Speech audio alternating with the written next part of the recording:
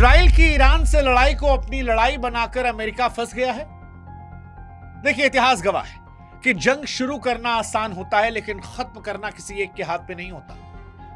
America Israel versus Iran की लड़ाई को लेकर आज दुनिया में सवाल है कि क्या सुपर पावर अमेरिका, जो ईरान से लड़ बैठा, उसने ईरान को उसी तरह अंडर एस्टिमेट कर लिया जैसे रूस ने यूक्रेन को किया था, और आज रूस 1000 से ऊपर दिनों के बाद भी उस युद्ध में उलझा पड़ा है।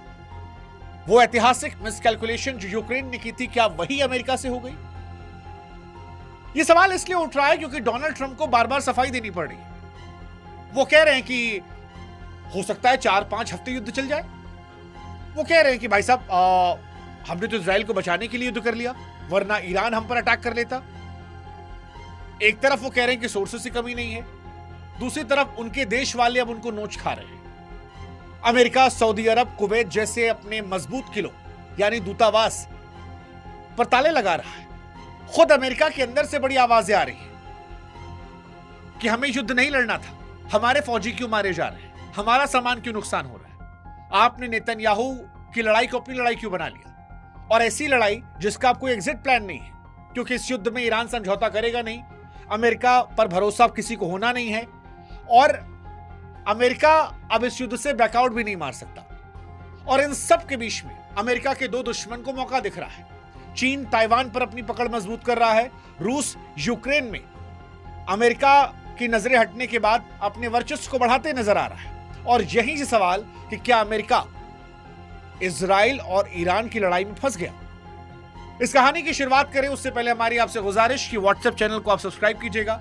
बार बार हम ये कह रहे हैं, कहते इसलिए हैं क्योंकि आप लोग वीडियो तो मिलियंस में देखते हैं, फॉलो करने के टाइम में थोड़ी कंजूसी करते हैं। मत कीजिए, आप ही का भला है, हमारा आपका रिश्ता मजबूत होगा। आपसे वहां पर हम संवाद करते रहते हैं और भविष्य में बहुत सारे वीडियोस जो है वो हम आपको वहां पर देते रहेंगे, आपके सुझाव को भी लेते रहेंगे। अब शुरुआत करते हैं इस कहानी की। लिंक हमने डिस्क्रिप्शन में, कमेंट सेक्शन में दे रखा है। क्या नेतन्याहू ने अमेरिका को ट्रैप में फंसा लिया है? देखिए, अमेरिका के भीतर अब चर्चा गली कूचों तक पहुंच गई है कि क्या ये युद्ध वाकई अमेरिका का है या उसे किसी और की जंग में धकेल दिया गया है। तमाम डिफेंस एक्सपर्ट इसे नेतन्याहू ट्रैप कह रहे हैं, क्योंकि ऐसा लग रहा है कि इजराइल ने अपने पॉलिटिकल लक्ष्य को हासिल करने के लिए अमेरिका को हथियार की तरह इस्तेमाल किया, क्योंकि बिना अमेरिका के इजराइल इतनी बड़ी लड़ाई नहीं लड़ता। और ये बात अब अमेरिका के अंदर से आ रही है। बर्नी सैंडर्स और एलिजाबेथ वॉरेन जैसे कद्दावर नेता सीधे सीधे ट्रंप नेतन्याहू की जुगलबंदी बताकर इस वॉर को ही असंवैधानिक बता रहे हैं। अमेरिका के अंदर भारतीय मूल के सांसद रो खन्ना ने कहा कि अमेरिका की जनता दूसरे देशों में सरकारें बदलने वाली अंतहीन लड़ाइयों से पक चुकी है। व्हाइट हाउस के बाहर और न्यूयॉर्क के टाइम्स स्क्वायर पर हजारों की भीड़ उमड़ रही है। वो सिर्फ प्रदर्शन नहीं कर रही है, वो डोनाल्ड ट्रंप से कह रही है कि तुम कितना लड़ोगे यार। इराक में इतने साल उलझे रहे, अफगानिस्तान में उलझे रहे और फिर वही गलती कर रहे हो, मत करो। सर्वे के आंकड़े चौंकाने वाले हैं। लगभग 60% अमेरिकी जनता इस युद्ध के खिलाफ है, यानी डोनाल्ड ट्रंप को पूरी तरह उनके मुल्क में भी समर्थन नहीं है। और इन सबसे तर अब उनको अपने दूतावास ही बंद करने पड़ रहे हैं। दरअसल इजराइल अमेरिका वर्सेस ईरान जंग के चौथे दिन एक बहुत कड़वी सच्चाई दुनिया के सामने आई। सुपर पावर अमेरिका आज अपने दूतावासों को बचाने को लाचार दिख रहा है। सऊदी अरब और कुवैत जैसे देशों में, जिन्हें अमेरिका अपने सबसे पक्का ठिकाना मान रहा था, वहां पर अपने दूतावास बंद करने पड़ रहे। पेंटागन ने ईरान की मारक क्षमता का गलत अंदाजा लगाया था जब अमेरिका ने जेरूसलेम में अपने नागरिकों को सुरक्षित निकालने की जिम्मेदारी से पल्ला झाड़ा और ओमान में रहने वाले अपने लोगों को शरण लेने की सलाह दी। तो पूरी दुनिया ने देखा कि अमेरिका की सुरक्षा गारंटी कागजों तक रह गई है। बहरीन जैसे देश, जहां पर अमेरिका का 5th फ्लीट तैनात है, वहां भी विद्रोह के हालात है और वहां की जनता ईरानी ड्रोन हमलों का जश्न मना रही है।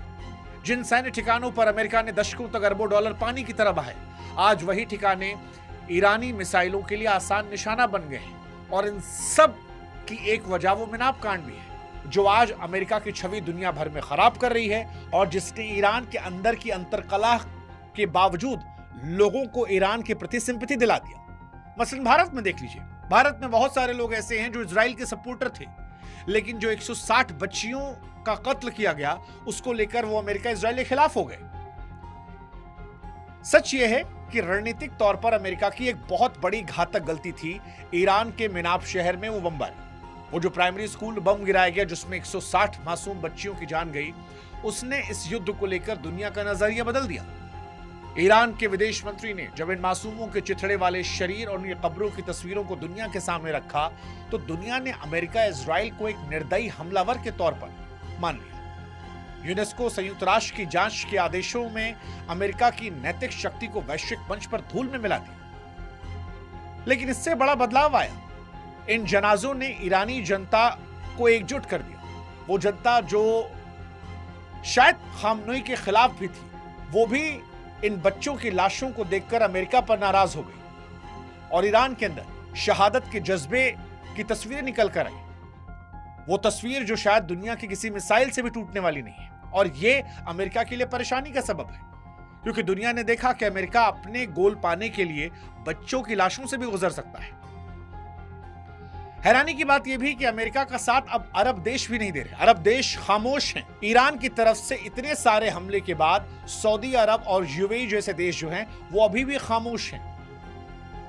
और इसके पीछे उनका डर है, कूटनीतिक मजबूरी है, क्योंकि अरब शासक भी समझ रहे हैं कि अमेरिका ने उनकी जमीन का इस्तेमाल अपने स्वार्थ के लिए किया है। उन्हें इस बात का डर है कि अगर वो युद्ध में सीधे कूदे तो ईरान की मिसाइलें उनके तेल के कुओं और चमचमाते महलों को पल भर में राख कर सकती है। और उससे भी बड़ा खतरा उनके घर के भीतर का है, क्योंकि अयतुल्लाह खामनेई की शहादत के बाद इन देशों की जनता अपनी ही राजशाही के खिलाफ विद्रोह कर सकती है। ईरान ने वैसे भी दशकों से यह बीज बोया था कि इस्लाम में राजा रानी का कोई सिस्टम नहीं है, और अब वो डर इन देशों में जा रहा है। इसके अलावा रूस और चीन को बड़ा मौका यूक्रेन और ताइवान ने मिला है। और ये सवाल उठ रहा है कि क्या चीन और रूस यूक्रेन ताइवान में कुछ बड़ा कर सकते हैं?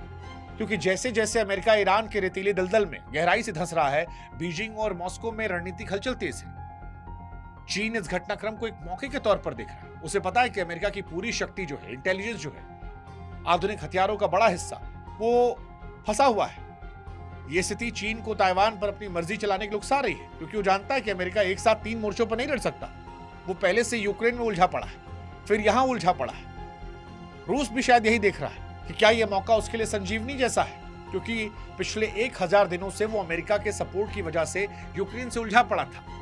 लेकिन अमेरिका का फोकस जब इधर गया है तो क्या यूक्रेन पर बढ़त रूस को मिलेगी? पश्चिमी देशों की सैन्य मदद, हथियारों की सप्लाई के बगैर यूक्रेन क्या लड़ पाएगा? और क्या इसीलिए रूस और यूक्रेन पीछे से ही सही ईरान को मजबूत करेंगे, जो अमेरिका को लंबे समय तक इस युद्ध में उलझाए रखेगा? देखिए, पश्चिमी मीडिया भले ही अमेरिका और इजराइल को सर्वोच्च बताती रहे, जो काफी हद तक सही भी है, लेकिन एक सच ये भी है कि ईरान की low cost war model America की आर्थिक कमर तोड़ सकता है, या कम से कम लंबे समय तक परेशान कर सकता है। क्योंकि ईरान के घर पे बनाए हुए सस्ते ड्रोन, सस्ती मिसाइलें अमेरिका के अरबों डॉलर के डिफेंस सिस्टम और करोड़ों के फाइटर जेट को नुकसान कर रही है। ट्रंप प्रशासन भले कह रहा है कि अनलिमिटेड सप्लाई है, लेकिन उनके हथियारों को फिर से बनाने के लिए एक लंबी और जटिल सप्लाई चेन की जरूरत है। जबकि ईरान अपनी मिसाइलें अपनी ही मिट्टी पर बिना किसी बाहरी मदद के बना रहा है। और वैसे भी ईरान उस थ्योरी पर चला गया है कि हम तो डूबेंगे सनम, तुमको ले डूबेंगे। मरता हुआ आदमी 2 आदमी को और मार के जाएगा तो क्या कर लो, अब हमारा सब हो ही गया है। क्या ये अमेरिका को उलझा कर रख सकता है? और क्या अमेरिका ने गलती कर दी? देखो, दुनिया को परेशानी तो हो रही है। अमेरिका के कदम के चलते आज पूरी दुनिया एक ऐतिहासिक आर्थिक और सामरिक सुनामी के मुहाने पर है। तेल का स्टॉक हफ्तों का नहीं दिनों का बचा है। ट्रंप का यह दावा कि जंग जो है वो लंबी लड़ी जा सकती है, अब उनके ही देश में भी उनके खिलाफ बड़ा हथियार बन सकता है। सच तो यह है कि अमेरिका ऐसे चक्रव्यूह में घुसा है जहां अंडर एस्टिमेशन और मिस कैलकुलेशन का शिकार हुआ है। नेतन्याहू के वादों पर भरोसा करके उसने ईरान को बिल्कुल खत्म समझा। अगर यह युद्ध लंबा चला तो उसकी साख और खजाना दोनों पर असर पड़ेगा। अगर वो पीछे हटा तो सुपर पावर के तमगे पर असर पड़ेगा। फिलहाल यही लग रहा है कि अमेरिका बुरी तरह फंस गया है। अब ईरान ना उसे पूरी तरह उगलते समझ में आ रहा है, न निगलते। आपको क्या लग रहा है? आप बताओ। कमेंट सेक्शन खुला है, इंतजार कर रहा है आपका।